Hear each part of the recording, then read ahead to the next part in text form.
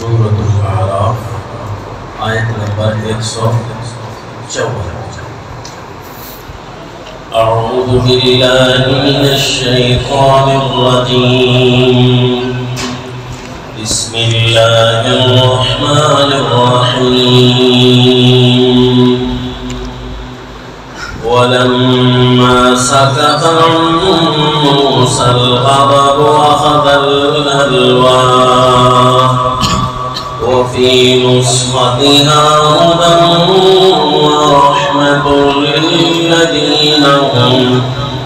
ورحمة للذين هم لربهم يرهبون. واختار موسى قومه 70 رجلا لميقاتنا فلما أخذتهم الرجفة قال رب لو شئت أهلكتهم من قبل وإياي أتهلكنا بما فعل السفهاء منا إن هي إلا فتنة تضل بها من تشاء وتهدي من تشاء أنت ولينا فاغفر لنا وارحمنا وأنت خير الغافرين. واكتب لنا في هذه الدنيا حسنة وفي الآخرة إنا هدنا إليك. وصلى الله على النبي الكريم. سورة الاعراف آیت نمبر 154. سلسلہ قصص القرآن میں سیدنا موسیٰ علیہ السلام کا وہ واقعہ ہے جب اللہ کے پیغمبر کوہ طور سے واپس تشریف لائے تھے تو ایک بہت بڑا مارکہ سامری میں برپا کر رکھا تھا، بہت بڑا فتنہ اٹھا رکھا تھا. واپسی کے سفر پر تورات شریف سنانے سے پہلے آپ نے اس فتنے کا قلع کما کیا اور اس کو ختم کیا، جس کا تفصیلی واقعہ آپ گزشتہ سبق میں سن چکے ہیں. جب وہ سامری کا فتنہ بظاہر دب گیا اور قوم نے اپنے طور پر معافی مانگی، جس انداز سے مانگی، نیت صاف تھی یا صاف نہیں تھی، اس کا بھی تذکرہ آپ گزشتہ درس میں سن چکے ہیں. ظاہر ہے کہ ابھی تک ان کے اندر شرک کے جرثومے موجود تھے. انہی جراثیم کی وجہ سے بعض اوقات پیغمبر سیدنا موسیٰ علیہ السلام کے سامنے وہ گستاخی کر بیٹھا کرتے تھے، وہ ایسی باتیں کر دیا کرتے تھے اسی جراثیم کی وجہ سے جو گائے کے بچڑے کی محبت میں آ کر انہوں نے جو وقت گزارا تھا، شیطانیت اور شرارتیں ان کے ذہن میں راسخ ہو چکی تھی. بہت ساروں نے توبہ کی ہوگی جن کو اللہ تعالیٰ نے قبول فرمایا ان کی حسن نیت کو دیکھ کر، لیکن کچھ واقعی ایسے بچ گئے تھے کہ جن کے حالات سیدھے نہیں لگ رہے ہیں. چنانچہ آپ دیکھیں گے آج کے سبق میں کہ سیدنا موسیٰ علیہ السلام جب اس سارے فتنے کو ختم کرنے کے بعد اللہ تعالیٰ کا دیا ہوا تحفہ کتاب اللہ کی شکل میں جب ان کو سنائیں گے تو ان کا کیا حال ہوگا آگے سے، چنانچہ آپ دیکھ رہے ہیں. کتاب اللہ کا مل جانا یہ اللہ کے عظیم تحفوں میں سے ایک تحفہ ہے. یہ براہ راست کائنات کے خالق کی رہنمائی ہے کہ تم نے کیسے چلنا ہے. یعنی امتحان میں اگر چھوڑ دیا جاتا کہ تم خود چلو، تمہیں ہم نے عقل دی ہے، استعمال کرو، خوب بحث و تمیز کرو، خوب سوچو کہ اللہ کو راضی کرنے کے کیا طریقے ہیں. اگر ہمیں چھوڑ دیا جاتا اپنی عقل پر تو ظاہر ہے پھر نقصان ہونا تھا. پھر ہم سے اسی طرح ہونا ہے جس طرح آج کوئی کتاب اللہ چھوڑ کر اپنے عقل استعمال کرتا ہے، جو اپنے عقل استعمال کرتا ہے تو کتنے عقلاء آپس میں ٹکرا جاتے ہیں، کتنے فرقے بن گئے۔ یہ سارے فرقے اسی لیے بنے کہ کتاب اللہ کو چھوڑ کر اپنا ذہن دوڑانے کی کوشش کی گئی ہے، تو ظاہر ہے ناکامیاں بہت زیادہ مقدر آتی ہیں۔ سچ تو یہ ہے کہ اللہ کی رہنمائی بہت بڑا نفع لے کر آتی ہے، ہمیں اپنے عقل پر چھوڑ نہیں دیا جاتا کہ جو تمہاری مرضی آئے کرو، بلکہ تمہیں عقل بھی دے دی ہے، عقل کے استعمال کرنے کا طریقہ بھی ہم خود بتاتے ہیں۔ یہ پیارے اللہ کی مہربانیاں ہیں، اس لیے کتاب اللہ کو رحمت سے تعبیر کیا گیا ہے۔ آواز کو تھوڑا صاف کریں۔ چنانچہ قرآن مقدس جیسی عظیم کتاب ہمارے پاس آئی ہے تو یہ ہمارے عقل کو چلانے کا طریقہ ہمیں بتاتی ہے کہ کیسے تم نے اپنے عقل کو چلانا ہے، کیسے تم نے اپنے عقل کو استعمال کرنا ہے۔ یہ رب کریم کی مہربانی ہے۔ تو الحمدللہ جو کتاب اللہ کو لیتے ہیں،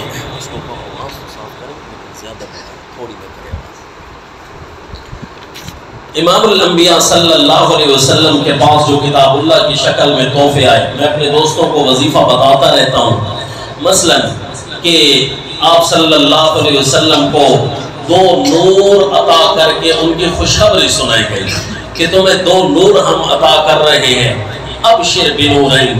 وہ کون سے 2 نور تھے؟ آپ بھی اس وظیفہ کو پڑھیں۔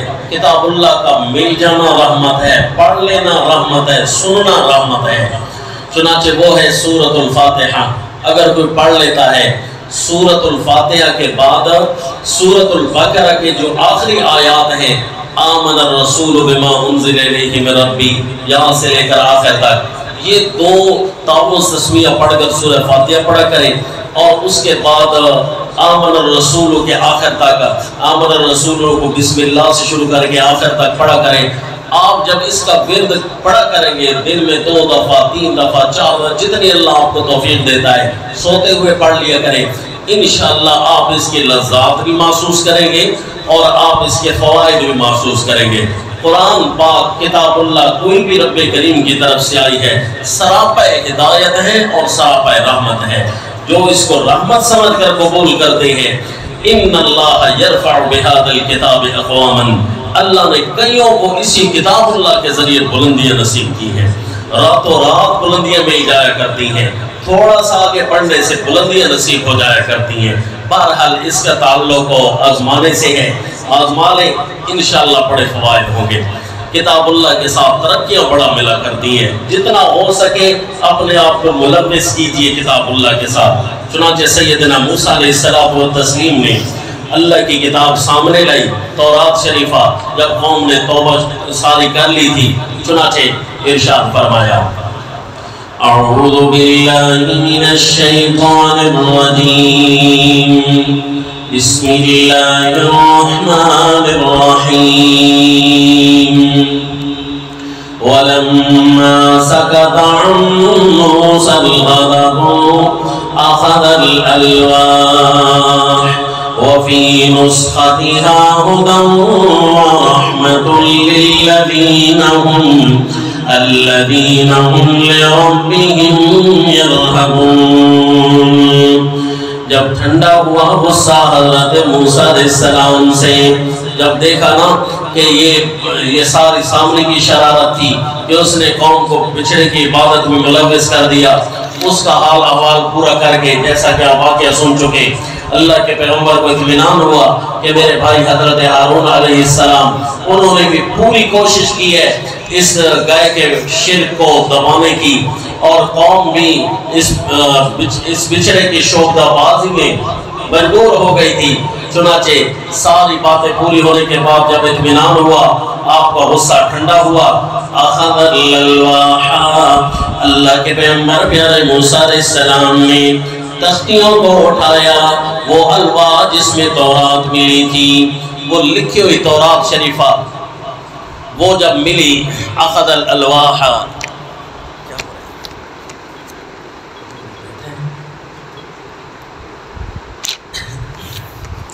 اخذ الالواح، تو آپ نے ان تختیوں کو اٹھایا، لیا، وہ لکھی ہوئی مل گئی تھی، نسختہا، وہ لکھی ہوئی تھی جس طرح کہ رسول اللہ صلی اللہ علیہ وسلم کو خطاب قرآن پاک ملا ہے، تو وہ اللہ تعالیٰ نے لکھی ہوئی ترتیب سے نہیں دیا، بلکہ اللہ نے الفاظ کی شکل میں رسول اللہ صلی اللہ علیہ وسلم کی زبان سے براہ راست نشر کروایا، دل مبارک پر الفاظ نازل کیے اور زبان سے ان الفاظ کو نشر کیا صلی اللہ علیہ وسلم۔ اللہ قادر ہے جی، اللہ جس انداز سے بھی صحف کتابیں اپنی بھیجنا چاہے اللہ قادر ہے۔ چنانچہ سیدنا موسیٰ علیہ الصلوۃ والتسلیم کو اللہ نے لکھی ہوئی جو کتاب دی ہے حدیث شریف کے مطابق اس کا نام تورات ہے۔ وَلَمَّا سَكَتَ عَن مُوسَى الْغَضَبُ أَخَذَ الْأَلْوَاحَ وَفِي نُسْخَتِهَا هُدًى وَرَحْمَةٌ لِّلَّذِينَ، اس لکھی ہوئی کتاب میں رہنمائی تھی، ہر قسم کی رہنمائی، ہدایت کہتے ہیں جی رہنمائی کو، یعنی شیطان جہاں بھی اٹکانے کی کوشش کرے نا، یہ تو اللہ کو پتا ہے کہ شیطان نے کس قدر ورگلانا ہے، شیطان نے کتنے ہتھیار استعمال کرنے ہیں، کبھی تو شریر ہتھیار استعمال کرے گا، تو کبھی نورانی ہتھیار استعمال کرے گا، تو کبھی کس انداز سے گمراہ کرتا ہے تو کبھی کس انداز سے، تو یہ پتہ تو اللہ کو ہے نا، تو اللہ نے اسی جگہ اپنی ہدایت کے دریا بہا دیے ہیں، وہیں پر اللہ تعالیٰ نے اپنی رحمت کے دلائل رکھ دیے ہیں، رہنمائی رکھ دی ہے، بس صرف پڑھنے کی کمی ہے۔ تو اللہ تعالیٰ نے شیطان ابلیس کو بھی اس وقت فرمایا تھا جب ابلیس نے چیلنج دیا نا اللہ تعالیٰ کی ذات پاک کو کہ میں ان بندوں کو گمراہ کروں گا، یہ بندے اب میرے ہاتھ سے نہیں بچ سکتے، تو چنانچہ رب کریم نے بھی فرمایا یہ بچ جائیں گے، شرط ایک ہوگی کہ میں کوئی رہنمائی بھیجوں گا، اس رہنمائی کو مانتے رہے تو تیرا زور نہیں چل سکے گا۔ وہ کیسے جی؟ کیونکہ ان کو پتا ہے نا کہ شیطان نے کہاں کہاں سے گمراہ کرنا ہے، کتاب اللہ میں سب کچھ موجود ہوگا، کتاب اللہ کے جتنے بھی احکام ہیں سمجھ لو، اگر یہی وہ احکام ایسی چیک پوسٹیں ہیں، یہی وہ ناکے ہیں کہ جہاں شیطان کھڑا ہوتا ہے اور گمراہ کر رہا ہوتا ہے، تو فوراً اس حکم پر عمل درآمد کر لیجیے، انشاءاللہ شیطان گمراہ نہیں کر سکے گا۔ مثلا سورہ النحل آیت نمبر 99 میں فرمایا، آیت نمبر 98، 99 اور 100، یہ 3 آیتیں نوٹ کرنی ہے جی۔ فرمایا فَإِذَا قَرَأْتَ الْقُرْآنَ فَاسْتَعِذْ بِاللَّهِ مِنَ الشَّيْطَانِ الرَّجِيمِ، جب آپ قرآن کی تلاوت کرنے لگے فَاسْتَعِذْ بِاللَّهِ، اللہ کی پناہ میں آ جایا کریں، اللہ کی حفاظت کی پناہ کی دیوار میں آ جایا کریں، مِنَ الشَّيْطَانِ الرَّجِيمِ، مردود شیطان سے، یہ خود مردود ہے اور تمہیں بھی اسی طرح کرنا چاہتا ہے۔ جب آپ تلاوت کرنے لگے اعوذ باللہ کہہ دیا کریں، اے اللہ تیری حفاظت کی دیوار میں آتا ہوں، انہو لیس لہ سلطان علی الذین آمنوا، شیطان کا کوئی زور نہیں چلتا ان لوگوں پر جو اللہ کی باتوں کو مانتے ہیں۔ یہ دیکھیے شیطان کا زور ان پر نہیں چل سکتا جو اللہ کی باتوں کو مانتے ہوں۔ وَعَلَىٰ رَبِّهِمْ يَتَوَكَّلُونَ، اور جو اپنے رب پر بھروسہ کرتے ہیں۔ شیطان کے پاس جتنے بھی ہتھیار ہیں، ہمیں اپنے اللہ پر بھروسہ ہے، اللہ نے جو رہنمائی کی ہے وہی کافی ہے، اس سے تو ہٹ کر ہمیں گمراہ نہیں کر سکتا۔ شیطان کتاب اللہ کو چھڑوا کر تو گمراہ کرتا ہے، کتاب اللہ کے ہوتے ہوئے عمل برآمد ہو رہا ہو گمراہ نہیں کر سکے گا۔ انما سلطانہ علی الذین یتولون، شیطان کا زور ان لوگوں پر چلتا ہے جو شیطان سے دوستیاں لگاتے ہیں، کتاب اللہ سے اعراض کرتے ہیں، والذین ہم بہ مشرکون، اور وہ لوگ جو اللہ کی ذات کے ساتھ دوسروں کو شریک کر دیے۔ بس شیطان کہتا ہے اب میرا زور تیرے اوپر خوب چلے گا، اب تو میرے ہاتھ میں آ چکا ہے، اب میری چٹکی میں آ چکا ہے، میں جہاں جاؤں جیسے چاہوں تجھے چلاؤں، کیونکہ مین چیز تیرے ہاتھ میں نہیں رہی نا کتاب اللہ۔ یاد رکھیے پیارے دوستو، یہ الفاظ یوں سمجھ لیجئے کہ ہم اپنا فریضہ ادا کرنے کے لیے الفاظ آپ کو سنا رہے ہیں۔ اس وقت اللہ کے عذاب کی چکی روئے زمین پر چل چکی ہے۔ یہ نہ کہیے کہ اللہ کے عذاب کے اب انتظار ہے، نہ جی نہ، انتظار تو اس وقت ہوتا ہے جب عذاب آیا نہ ہو۔ نہیں، اب اللہ کے عذاب کی چکی چل چکی ہے۔ اس وقت آپ سوچ کر بتائیے ذرا کہ روئے زمین کا کون سا ایسا خطہ ہے جہاں پر اللہ کے عذاب کی چکی نہ چل رہی ہو۔ پوری زمین اس وقت اللہ کے عذاب کی گرفت میں ہے۔ ہاں، چند لوگ بچے ہوئے ہوں گے۔ یہ ساری بنیاد اس چیز کی ہے، ساری بنیاد یہ جا رہی ہے کہ کتاب اللہ کہیں نہ کہیں چھوٹی ہوئی ہے۔ کتاب اللہ کی ساری آیتیں چھوٹ جائیں تب بھی تو عذاب آتا ہے، کتاب اللہ کی چند آیتیں چھوٹ جائیں تب بھی عذاب آ جایا کرتے ہیں۔ رسول اللہ صلی اللہ علیہ وسلم نے فرمایا میری امت پر ایک زمانہ آئے گا، فتنہ ہی فتنہ ہوگا، فتنہ ہی فتنہ ہوگا، حرج عام ہو جائے گی۔ مل حرج یا رسول اللہ، اللہ کے رسول حرج کیا ہے؟ فرمایا ہر جگہ قتل و غارت عام ہو جائے گی۔ مل مخرج منہا یا رسول اللہ، اے اللہ کے رسول پھر اس سے بچنے کا طریقہ کیا ہوگا؟ فرمایا کتاب اللہ، اللہ کا قرآن، کتاب اللہ، یہی اس سے بچنے کی ایک واحد صورت ہوگی۔ تو یاد رکھیے پیارے دوستو، اس وقت پوری روئے زمین پر دجال کی ریاست قائم ہو چکی ہے۔ دجال اپنے وار کر رہا ہے، پورا زور دکھا رہا ہے، وہ اپنے لوگوں کو بچانے کی کوشش کرتا ہے۔ رحمان والے بندے جو اس وقت اللہ کا نام لینے والے ہیں، ان پر اللہ تعالیٰ کی گرفت بھی آ رہی ہے، اور دجال کی طرف سے یہ امتحان اور آزمائشیں وہ بھی اپنے دشمن سمجھ کر وہ بھی اسی طرح ہمارے اوپر اپنی سزائیں نافذ کرنے کی کوشش کر رہا ہے۔ دجال پیدا ہو چکا ہے، وہ میرے رسول اللہ صلی اللہ علیہ وسلم کے زمانے میں اللہ کے نبی نے فرما دیا تھا پیدا ہو چکا ہے، اس وقت سے پیدا ہے، اس وقت زمین ہی پر وہ موجود ہے، اور وہ مسلمانوں پر تکلیفیں اس وقت آتی ہیں جب یہ کتاب اللہ سے تھوڑا تھوڑا ٹکرانے لگ جائیں، کہیں نہ کہیں سے چھوٹنے لگ جائیں۔ حالانکہ رحمان کے بندے ہیں، ان پر تو دجال کا کوئی ہتھیار نہیں چلنا چاہیے تھا، دجال کا کوئی پروگرام نہیں ان پر چلنا چاہیے تھا۔ کیوں چل رہا ہے؟ کہ کہیں نہ کہیں کتاب اللہ چھوٹی ہوئی ہے۔ گھر کی چار دیواری میں اگر کتاب اللہ موجود ہے تو انشاءاللہ چار دیواری کے اندر امتحان نہیں ہوگے۔ اگر چار دیواری سے باہر بازار اور کاروبار میں یہ کتاب اللہ پوری نافذ ہے، عدلیہ میں پوری کی پوری کتاب اللہ نافذ ہے، یارانوں کی محفل میں پوری کتاب اللہ نافذ ہے، تو انشاءاللہ یہ ساری جگہ امن میں رہیں گی۔ لیکن سوچ رہے ہیں کہ کتاب اللہ بہت ساری جگہوں پر چھوڑی جا چکی ہے، چار دیواری کے اندر بھی کہیں نہ کہیں سے کتاب اللہ ہٹ رہی ہے، چار دیواری کے باہر بھی کہیں نہ کہیں کتاب اللہ ہٹ رہی ہے، افکار میں، کتاب میں، تحریر میں کہیں نہ کہیں کتاب اللہ کو چھوڑا جا رہا ہے۔ اس لیے اللہ کے عذاب کی چکی چلی ہوئی ہے۔ اللہ تعالیٰ سے دعا کیجئے اللہ کریم ہمیں یہ جو دی ہوئی ہدایت ہے، یہ جو دی ہوئی رہنمائی ہے، کتاب اللہ کی شکل میں ملی ہے، ہر نبی کو ملی ہے، سیدنا موسیٰ علیہ السلام کی قوم کو بھی ملی تھی، اللہ ہمیں اس پر 100% عامل بنا دے، اور صدق کے دل سے ہم روزانہ دعا کرتے ہیں، لیکن کاش کہ وہ نماز ہماری نماز ہو تو ہر نماز میں ہم کہہ رہے ہیں اہدنا الصراط المستقیم، اے اللہ جو تو نے ہدایت ہمیں دی ہے نا، اس ہدایت پر ہمیں پکا رکھنا، اس ہدایت پر ہمیں چلاتے رہنا۔ انشاءاللہ اگر نماز ہو تو یہ ہم باقاعدہ دعا مانگ رہے ہیں، یہ دعا ضرور قبول ہوگی۔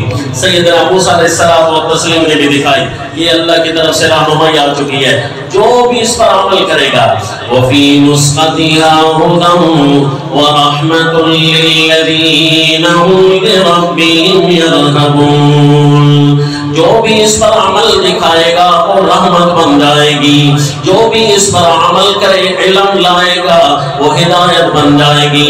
ہدن ازرو علم کے، رحمہ ازرو عمل کے، اگر کوئی علم سے اس کو یاد کر دے، علم بنائے تو وہ ہدایت بن جائے گی، رہنمائی بن جائے گی، کوئی عمل بنائے اس کو تو رحمت بن جائے گی۔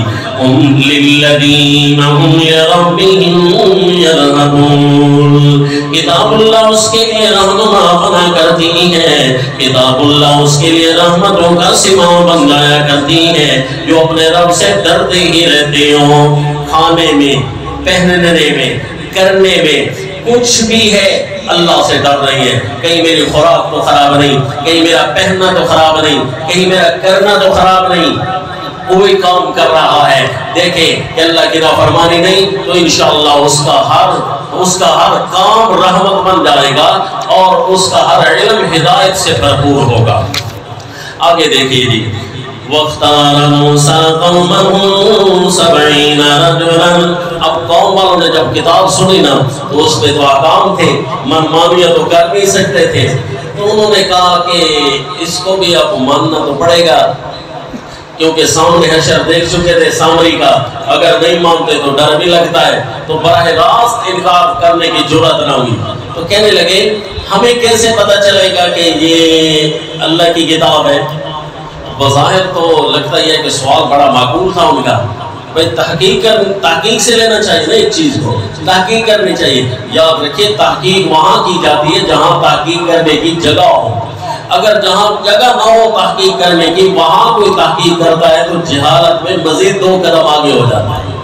میں آپ کو فرض کرو دین کا علم کتاب اللہ اگر پڑھا ہوا ہے تو کتاب اللہ میں نظر کرنی چاہیے، اس میں تحقیق کرنی چاہیے۔ علم حدیث پڑھا ہوا ہے اس میں تحقیق اور نظر کرنی چاہیے۔ میں کوئی ڈاکٹر تو تھوڑا ہی ہوں، میں کوئی میڈیکل اسپیشلسٹ تو تھوڑا ہی ہوں، اب میں بھی FCBS کی طرح MBBS ڈاکٹر کی طرح تحقیق کرنے کے لیے اس کی کتابیں کھول کر بیٹھوں تو کیا خیال ہے تحقیق ہوگی؟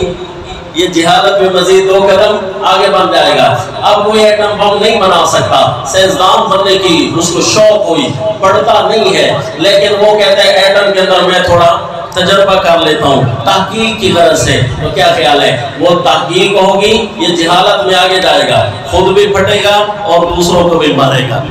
تو کیا خیال ہے تحقیق وہاں کی جاتی ہے جہاں جگہ ہو، جب مان چکے ہیں کہ اللہ کے پیغمبر ہیں، جب دیکھ چکے ہیں کہ جب ہم دریا عبور کر رہے تھے تو اس وقت ایک ہی عصا مارا تھا اور 12 راستے بن گئے تھے، جب دیکھ چکے ہیں کہ من و سلوہ آپ کی دعاؤں سے نازل ہوا ہے، جب دیکھے ہیں کہ فرعون پر تباہیاں ٹوٹی تھیں اور اس پر طرح طرح کے امتحان آئے تھے اور ایک اللہ کے پیغمبر کی دعا سے امتحان ہٹ جایا کرتے تھے پھر آ جاتے تھے، گزشتہ واقعات سن چکے، پتہ چل گیا ہے کہ اللہ کے پیغمبر ہیں، تو اللہ کے پیغمبر سے باتوں کی تحقیق کروانا تو یوں سمجھیے یہ جہالت ہے، یہ نادانی ہے، یہ گستاخی ہے، لیکن یہ بظاہر معقول لگنے والا سوال یہ یوں سمجھیے معقول نہیں ہے، یہ نامعقول سوال ہے۔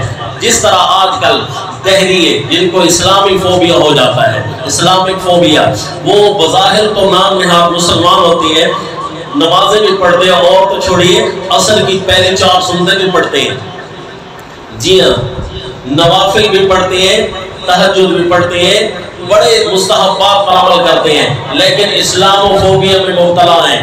تو ان کی طرف سے ہمیں ایک سوال آیا کہ یہ کیسے پتہ چلے گا کہ واقعی جو ہے قرآن سچی کتاب ہے؟ سوال آئے ان کی، ظاہر تو لگتا ہے جناب پڑھے لکھے لوگوں نے سوال کیے، حالانکہ ہیں ایتھیسٹ، ہیں تو دہری، تو وہ سوال ان کا مسلمان بن کر کہنے لگے ہمیں کیسے پتہ چلے گا کہ یہ قرآن سچی کتاب ہے؟ تو ہم نے کہا کہ یہ سوال تو تب کریں جب آپ پہلے اللہ کو تو مانتے ہو، آپ کہیں اللہ ہے کائنات میں تو اس کے بعد اس کا جواب آئے گا۔ آپ جب اللہ کو ہی نہیں مانتے تو اللہ کی کلام کو ماننا تو بات کی بات ہے، ہاں اگر اللہ کو مانتے ہو تو اس وقت ہم کہتے ہیں کہ آپ کو پتہ چل جانا چاہیے کہ واقعی یہ کلام اللہ کی کتاب ہے، اس کا مقابلہ کر کے دکھاؤ، اس جیسا نظام مرتب کر کے دکھاؤ، اس کی نقل نہ ہو، اس جیسا نظام ہو اور اس جیسے الفاظ ہو اور اس جیسا چناؤ ہو، اس جیسے معنی اور مطالب ہو، اس جیسی سلاست ہو، اس جیسی ایک آیت بھی بنا کر لائیں، چاہے اس نظام پر مرتب ہو یا نہ ہو، صرف اس کی سلاست عربیت اور اس کے الفاظ کا مقابلہ کر سکیں، تبھی اللہ کے کلام ہے۔ بہرحال تحقیق تو وہاں کی جاتی ہے کہ جہاں تحقیق کرنے کی جگہ تو ہو، تحقیق کی جگہ نہ ہو اور بندہ تحقیق شروع کر دے تو اس وقت بندہ گمراہیوں میں ڈوب جاتا ہے، اللہ یعوذ باللہ۔ جس طرح اللہ تعالیٰ معاف فرمائے، آج کل ایک فتنہ ہے، اپنے نوجوان بھائیوں کو سمجھائیں، یہ موبائل کی شکل میں دجالی سسٹم ہمارے گھر میں عام ہو چکا ہے، ہمارے جیبوں میں اس وقت چھوٹے چھوٹے دجال موجود ہیں، یہ ہمیں کتاب اللہ اور سنت رسول اللہ پر منمانی تحقیقات کرانے کی کوشش کر رہے ہیں۔ تو اس وقت وہ اسلام جو آرٹیفیشل یہاں موجود ہے، آرٹیفیشل انٹیلیجنس کے نام سے، وہ اسلام جو اس چھوٹے چھوٹے دجالوں میں، ان ڈیوائسوں میں موجود ہے، موبائلوں میں موجود ہے، وہ من مانے اسلام ہے، وہ آرٹیفیشل اسلام ہے، حقیقت اسلام نہیں ہے۔ وہاں پر آپ کو حدیث تو بتا دی جاتی ہے، سند کو حذف کر دیا جاتا ہے، یا سند دکھائی جاتی ہے تو شو پیس کی طرح تحقیق نہیں کرائی جاتی، بھئی یہ راوی فلاں راوی کے ساتھ جب ملتا ہے، فلاں راوی سے جب فلاں الفاظ میں لیتا ہے تو اس وقت کیا مطلب ہوتا ہے، انا کہے تو کیا جواب ہوتا ہے، حدثنا کہے تو کیا مطلب ہوتا ہے، اخبرنا کہے تو کیا مطلب ہوتا ہے، جب اس کو درجہ اولا کا محدث نقل کرے تو اس وقت کیا روایت کا مطلب ہوتا ہے، درجہ ثانیہ کا نقل کرے تو کیا مطلب ہوتا ہے، درجہ ثالثہ کا محدث نقل کرے تو کیا مطلب ہوتا ہے۔ یہ چیزیں ہمیں یہ آرٹیفیشل یہ ڈیوائسز نہیں سمجھا سکتی، ان کے اندر ملوث ہونے سے کم از کم بندہ اسلام تو نہیں لا سکتا، نقلی اسلام میں داخل ہو جائے گا۔ تو یہ بھی یاد رکھیں کہ یہ وہ دور چل رہا ہے، کتاب اللہ کے رہنمائی کو ہم نے لینا ہے، اگر تحقیقات کرنی ہے تو پہلے اس کے اصول باقاعدہ اپنائیں۔ اب تو یہاں موبائلوں کے اندر میڈیکل اسپیشلسٹ بھی آپ بن سکتے ہیں، کیونکہ ایسی میڈیکل دوائیوں کی ایسی ایپس موجود ہیں، ایسے چیزیں موجود ہیں کہ آپ ان پر تحقیق کر کے کسی کو پیراڈال دیں، آپ کی مرضی، پین کلر دیں، اینٹی الرجی دیں، جس کو اینٹی بائیوٹک دیں، آپ کی اپنی مرضی ہوگی جی، آپ جس کو جو مرضی دوائی دیں، کیونکہ یہاں لکھا ہوا ہے، لیکن خود بھی مریں گے، دوسروں کو بھی ماریں گے۔ اپنے نیم حکیم جس طرح خطرہ جان ہوتا ہے، اسی طرح نیم ملا بھی خطرہ ایمان ہوتا ہے۔ تو وہاں تحقیق کریں جہاں کوئی ضرورت ہو۔ سیدنا موسیٰ علیہ السلام و تسلیم کو انہوں نے بے موقع سوال کر دیا، ہمیں کیسے پتا چلے گا کہ یہ تورات اللہ کی کتاب ہے، جب تک ہمیں اللہ خود نہیں کہے گا نا ہم نہیں مانتے۔ نعوذ باللہ من ذالک، ہمیں اللہ کی باتیں سننی ہے، کبھی کہتے ہیں ہمیں اللہ کو دیکھنا ہے۔ سیدنا موسیٰ علیہ السلام و تسلیم نے اللہ تعالیٰ کی اجازت سے فرمایا، اچھا آؤ تمہیں کوئی طور پر لے جائیں، اب سارے تو آ نہیں سکتے، عورتیں ہیں، بچے ہیں، باقی گھروں کا نظام بھی سنبھالنا ہے، اچھا 70 اپنے بڑے بڑے آدمی چن لو، زیرائے ہو جو تمہارے اندر، 70 اگوان ہو، تمہارے قائد ہو، ان کو چنو، کوئی طور پر لے جاتا ہوں۔ تو روایات میں آتا ہے یا اس لیے 70 آدمیوں کو چنا ہے یا اس لیے چنا تھا کہ انہوں نے توبہ کرنی تھی، واللہ عالم، تو وہ بچھڑے کی عبادت سے توبہ کرنے کے لیے ان کو لے گئے، یا وہاں جا کر وہیں جا کر انہوں نے کہا تھا کہ ہم اللہ تعالیٰ کو جب تک دیکھ نہ لے سن نہ لے اس وقت تک نہیں مانیں گے۔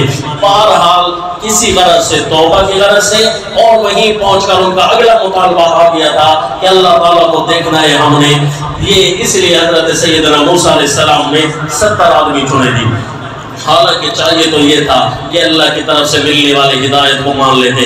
70 آدمی کو لے کر حضرت موسیٰ علیہ السلام کوئی طور پر چلے گئے۔ منظر کشی قرآن کرتا ہے، وَاخْتَارَ مُوسَىٰ قَوْمَهُ 70 رَجُلًا لِمِيقَاتِنَا، چن لیا موسیٰ علیہ السلام نے اپنی قوم سے 70 آدمیوں کو، لِمِيقَاتِنَا، ہماری اس جگہ مقرر پر، فَلَمَّا أَخَذَتْهُمُ الرَّجْفَةُ، وہاں گئے نا تو ایک روایت میں آتا ہے کہ رب کریم کی طرف سے بتایا گیا کہ اگر تم کلام کرتے ہو تو فلاں جگہ آ جاؤ، تو کلام اللہ تعالیٰ نے اپنی رحمت سے آواز پہنچا دی۔ اللہ قادر ہے، اللہ کر سکتا ہے جس انداز سے بھی اللہ کسی بندے کو، حضرت موسیٰ علیہ السلام کو اپنے اللہ تعالیٰ رحمت کی آوازیں سنا سکتے ہیں تو دوسروں کو بھی بتا سکتے ہیں۔ یہاں ایک ویڈیو بڑی وائرل ہوئی تھی گزشتہ چند سالوں میں، ایک دہلی عورت ہے، وہ کہتی ہے اپنے اللہ کو، مجھے دکھا تو ہے بھی صحیح کہ نہیں، بس یہ الفاظ اس کے منہ میں تھے، اچانک ایک دھماکہ ہوا، اس کی ویڈیو بڑی وائرل ہے، اس کے بعد سے آج تک وہ اسلام کی داعی بن چکی ہے، اور وہ اسلام کی ترغیب اس نے کہا، وہ ایسا جھٹکا اور دھماکہ میں نے سنا ہے کہ میں نے اللہ کو کہا تو ہے تو مجھے دکھا، یہ اس وقت بات بڑی مشہور ہے، بڑی اس کی ویڈیو وائرل ہے۔ تو اسی طرح انہوں نے بھی کہا کہ جب تک اللہ کلام نہیں کرے گا ہم نہیں مانیں گے۔ تو یہ اللہ قادر ہے جی، کسی وقت بھی اللہ کچھ بھی دکھا سکتا ہے، کچھ بھی اللہ تعالیٰ کر سکتے ہیں۔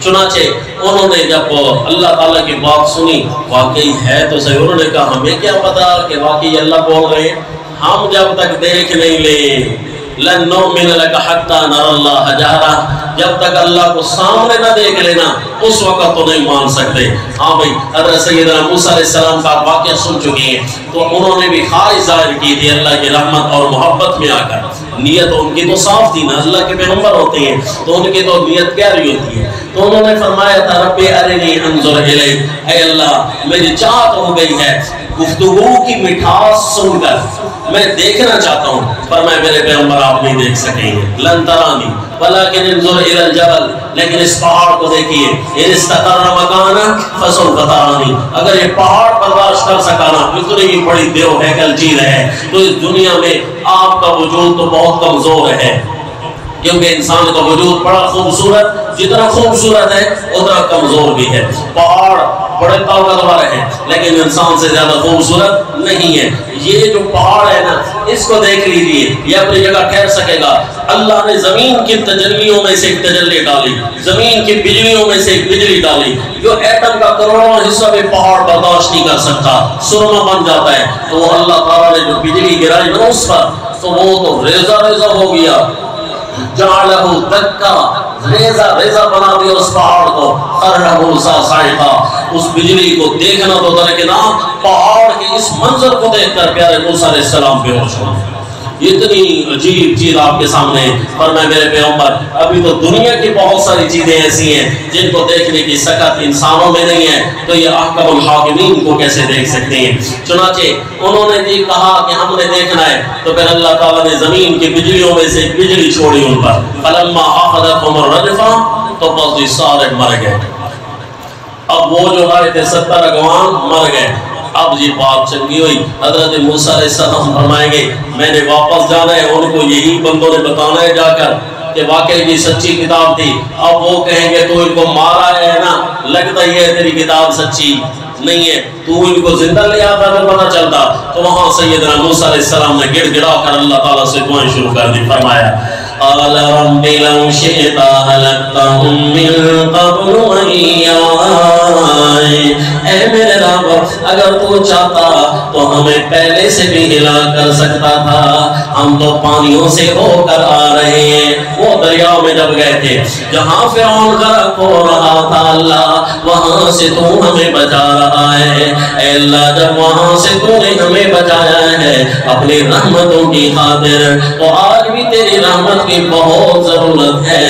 اتولکنا بما فعل السفهاء منا، اے اللہ تو ان بے وقوفوں کی وجہ سے ہمیں بھی ہلاکت میں ڈالتا ہے.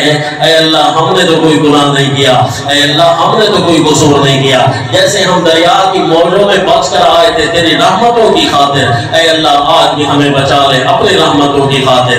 ان ہی الا فتنتک، اے اللہ مجھے یقین ہے یہ تیری آزمائش ہے. جب بھی کوئی خلاف فطرت دعائیں کرتا ہے، خلاف فطرت التجائیں کرتا ہے، خلاف فطرت سوال ہے نا، فطرت سوال تو یہ تھا جب نبی کہہ دے تو مان لینا چاہیے، جب یہ فطرت ہے. لیکن فطرت سے ہٹ کر اگر کوئی دعا کرتا ہے تو ظاہر ہے پھر اگلی آزمائش اس کے مقدر ہو جاتی ہے. انہی الا فتنتک، اے اللہ یہ تیری آزمائش ہے.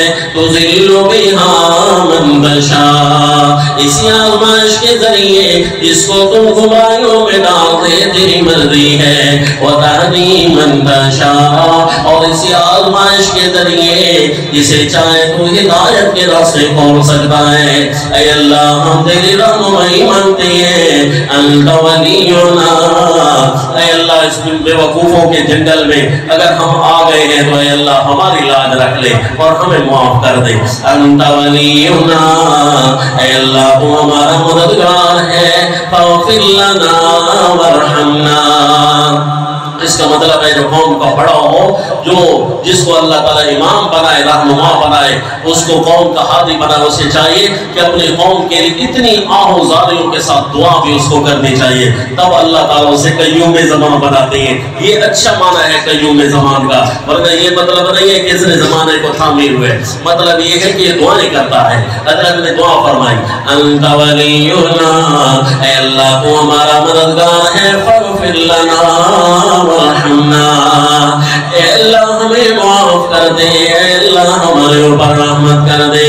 وانت خیر الغافرین، اے اے اللہ تم ہی بہتر ہے معاف کرنے والوں میں.